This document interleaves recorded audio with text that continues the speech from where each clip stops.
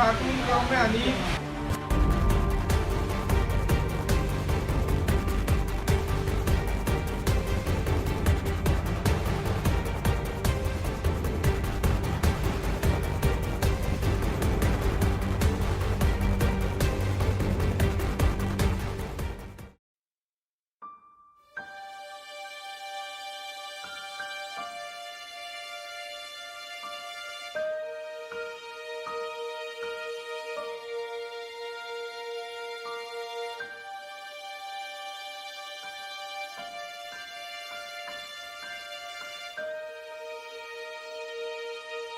देखिए ये 40 साल से भी ज़ायद हो गए कराची में जितनी भी लावारिस मैयतें हम उठाते हैं उनका तरीके का लोग ये हमारे पास फ़ोन कॉल आती हैं कि फुटपाथ पे लाश पड़ी है या किसी हॉस्पिटल में लावारिस डेड बॉडी लावारिस लाश है तो सरथाने में 3 से 4 दिन वहाँ रखी रहती है मैयतें।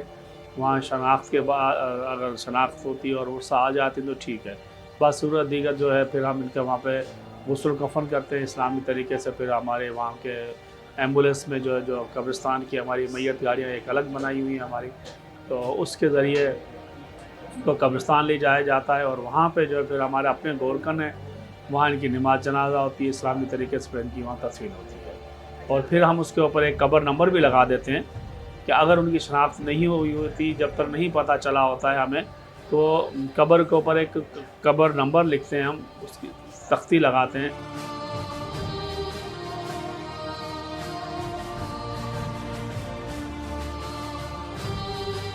वालेद साहब पे कॉल आने के बाद वो कॉल हमारे पास रिसीव होने के बाद हमारे वालेद ऑपरेटर पे जाती है। वालेद ऑपरेटर से फिर ये कॉल सेंटर पे शिफ्ट होती है और फिर सेंटर के ज़रिए गाड़ी रवाना हो जाती है। गाड़ी को ट्रैक करने के लिए हमारे पास हर गाड़ी में ट्रैकर सिस्टम होता है। ट्रैकर सिस्टम के ज़रिए गाड़ी को ट्रैक करते हैं और उसके बाद उनकी अगर मंजिल पे नहीं पहुँच पाते, किसी वजह से लेट हो जाता है, तो अटेंड को थोड़ा सा तसल्लीबख्श जवाब दिया जाता है। कि जब लावारिस मैयत कोई लेकर आता है हमारे पास तो वो काउंटर पे रिसेप्शन पे पहले फॉर्म भरता है, फॉर्म फिल करके फिर मैयत को रखा जाता है।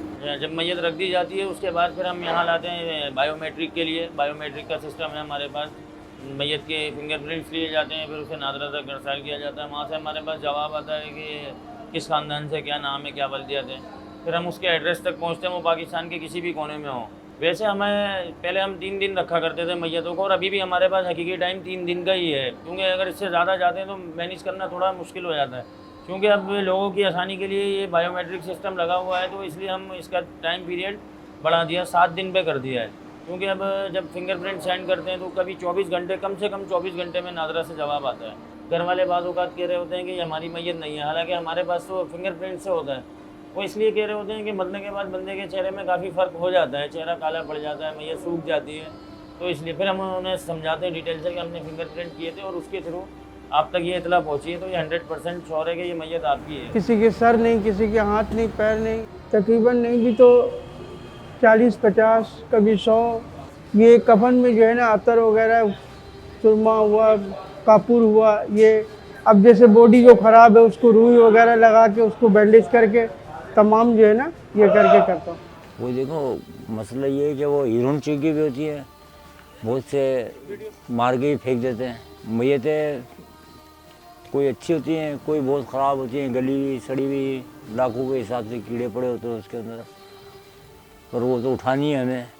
ड्राइवर अकेले ही होता है, हर जगह अकेले आएगा, यहाँ पर अकेले आएंगे।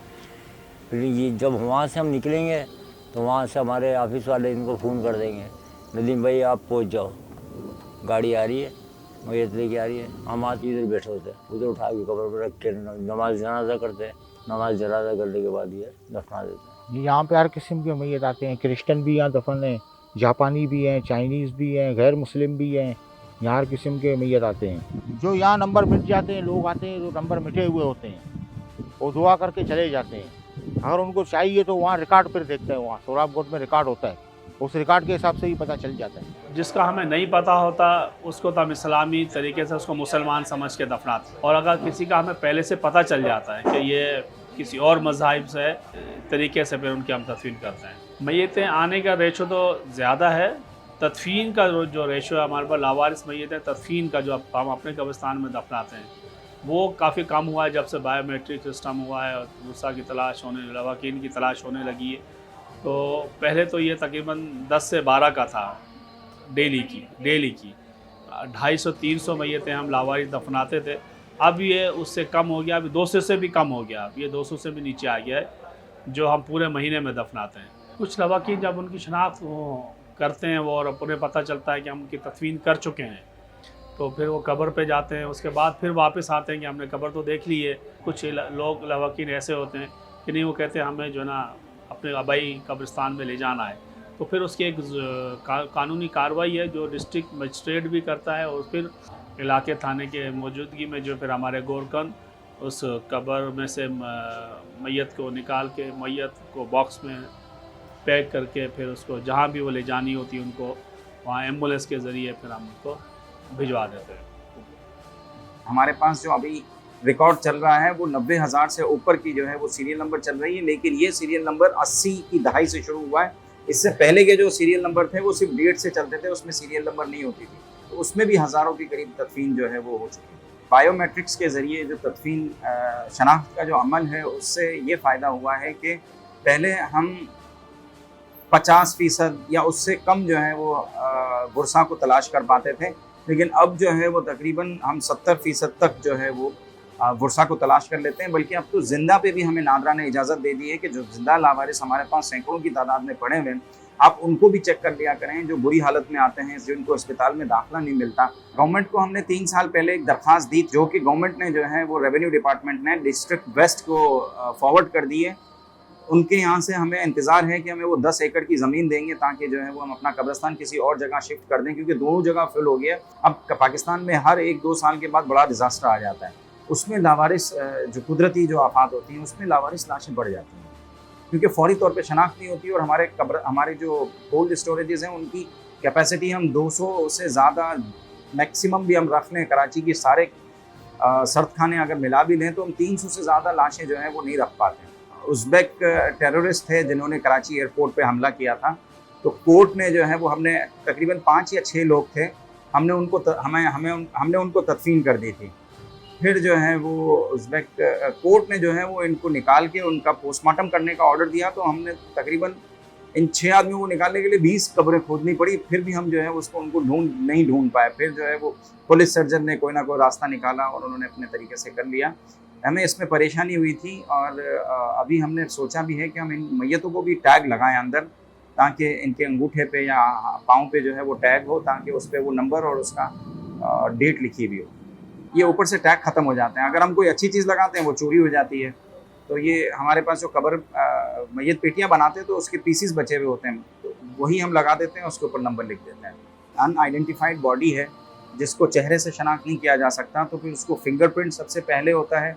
सेकंड नंबर पे जो है वो डेंटल आइडेंटिफिकेशन होती है जो कि रिकग्नाइज्ड है, और डेंटल आइडेंटिफिकेशन आपके पास अगर नहीं है तो फिर डीएनए होता है। तो डीएनए लावारिस लाशों पे जो है वो कोई भी नहीं करता, और डेंटल आइडेंटिफिकेशन की पाकिस्तान सिंध के अंदर अभी तक जो है वो कोई सीट पुलिस सर्जन के डिपार्टमेंट में कायम नहीं हुई है। पंजाब में जो है वो डेंटल आइडेंटिफिकेशन की सीट बन चुकी है। फोरेंसिक लैब एक सिंध में है जी, Liaquat university of medical sciences के अंदर है। There is a forensic lab over there जहाँ पे डीएनए सैम्पलिंग भी होती है और वहाँ पे आइडेंटिफिकेशन भी हो सकती है। हमारे पास कोई मॉर्चरी है सच नहीं है, हमारे पास सिर्फ एक ऑटोप्सी रूम है जो कि सिंध मेडिकल कॉलेज का ऑटोप्सी रूम है, तो वो मेडिकल लीगल सेक्शन के साथ शेयर करते हैं उस ऑटोप्सी रूम को। और हमारे पास इस वक्त कैपेसिटी सिर्फ 4 डेड बॉडीज़ को रखने की है, विच इज़ अ चिलर और बेसिकली अ मिनी मॉर्ग।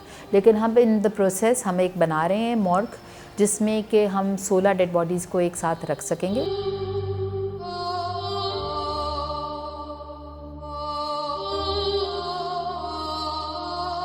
अक्सर उस दौर में एक बॉडी हम छोड़ के आते थे, दूसरी बॉडी के लिए भेज देते थे। अबे यार इतनी बॉडी कहाँ से लाएंगे, हम चल के थक जाते थे।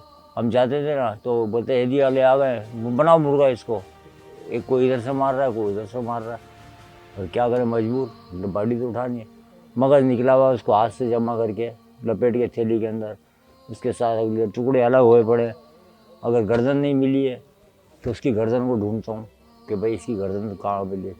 जब वो गर्दन मिलती है फिर उसको पाँव ढूंढो, हाथ ढूंढो, उसकी बहुत गंदी अजियतें दे के मारते थे। ये टुकड़े अलग, ये टुकड़े अलग, ये टुकड़ा अलग, ये टुकड़ा अलग, ये हाथ अलग, ये अलग, पर बहुत गंदी हालत में। मैं कभी भी नहीं घबराया, लाश से बॉडी से कभी नहीं घबराया। जिस टाइम उस गाड़ी को मैंने जाके देखा ना, जिसके अंदर उसको मारा था, तो उसके अंदर ऐसे फुहारे लग खून की, जैसे मारते थे उनको गोलियाँ, वो फुहारे निकलती थी, वो फुहारे सारी गाड़ी के अंदर भरी हुई थी। बस जैसे मैंने देखा मेरे को चक्कर से आ गए।